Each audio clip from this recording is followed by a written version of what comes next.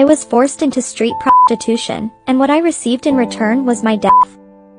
I grew up in an orphanage until I turned 15. I was told to leave the orphanage because they had an age restriction. I faced a harsh survival game, with no money, no family, and my friends in similar circumstances.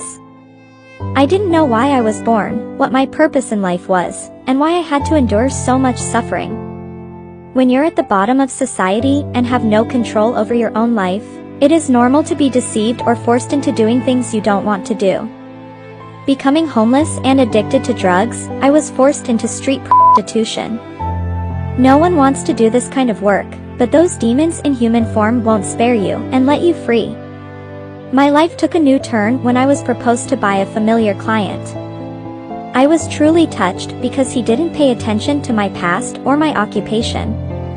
However, it wasn't as fortunate and happy as I had thought.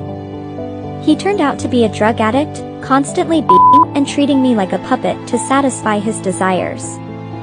True love only came to me when I had my son. My child was the most sacred and precious thing God had given me. Because of my son, who was the only one who could be by my side, I gained the strength to fight against this world full of nightmares. To ensure my son's safety, I decided to leave that drug-addicted husband and quit that job, transitioning to work as a hostess at a club.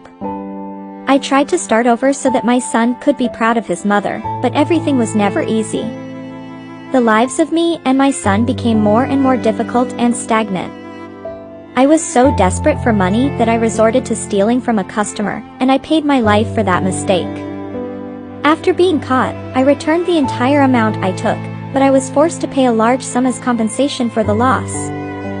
In a dire financial situation, I couldn't pay that unreasonable amount immediately, so I begged them to let me repay the debt gradually. However, the result was being imprisoned by them. They had intended to make money off of me by inviting